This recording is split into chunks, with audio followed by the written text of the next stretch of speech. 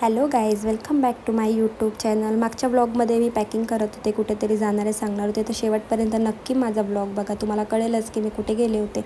आम्ही गेलो होतो ताईच्या सासरी, म्हणजे ताईच्या गावाला. तिथे आम्हाला नवीन बाळाचं जावं काढायचं होतं. खूप मॉर्निंगलाच निघलो होतं, बट जातापर्यंत आम्हाला खूप ऊन झालेली होती. बाहेर निघायची बिलकुल इच्छा नव्हती. तिथे पोचल्या पण बाप लेकाचं झाडाखाली बसून खूप एन्जॉय चालू होतं. गेल्या खूप हॅप्पी झालेले होते.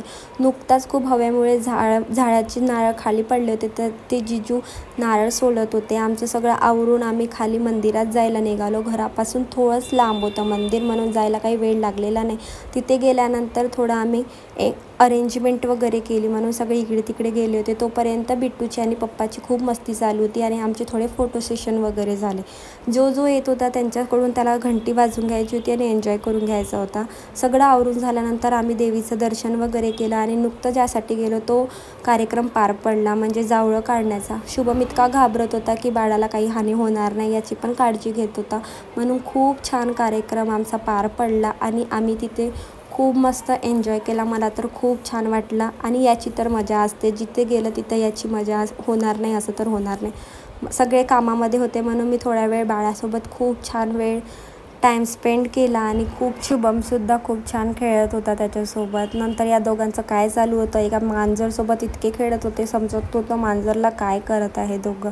नंतर शुभमचं आणि माझं काहीतरी वेगळंच चालू होतं. शुभमने माझं सिंदूर भरून दिलं चक्क. मला खूप ते आवडलं. सगळे आवरून झाल्यानंतर आम्ही घरी यायला निघालो. अर्धे इकडून आले होते आणि आम्ही घरी आल्यानंतर इतकी ऊन होती, तरी पण मला बाहेर जाऊन माझा मोबाईल घ्यायचा होता. तोपर्यंत तिथनं आणलेली सगळ्यांनी ही स्पेशल भेळ खाऊन घेतली. मला पण खूप आवडते ही भेळ. दोघांचं काय चालू होतं काय माहिती. बिट्टूला असलं वातावरण खूप आवडतं, कारण पुण्यामध्ये असलं काही दिसत नाही. तिकडे गेल्यावर एवढा आनंदी झालेला होता.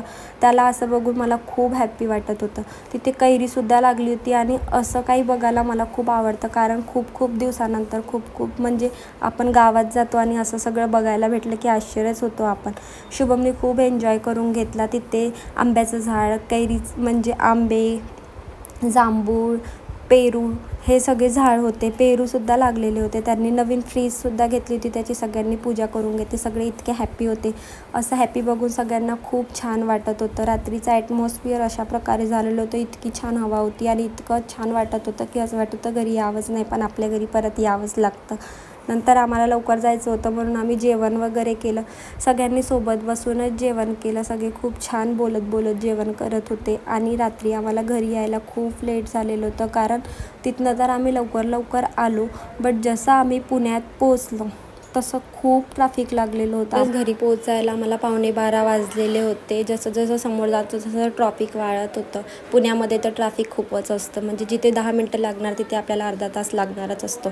घरी आल्यानंतर बिट्टूला भेटलेले पिगी बँकमध्ये पैसे टाकले, कारण त्याला आम्ही शिकवलं आहे. मी दिवसभर काम केल्यामुळे थकले होते, म्हणून घरी आले आणि लगेच झोपले. Bye take care.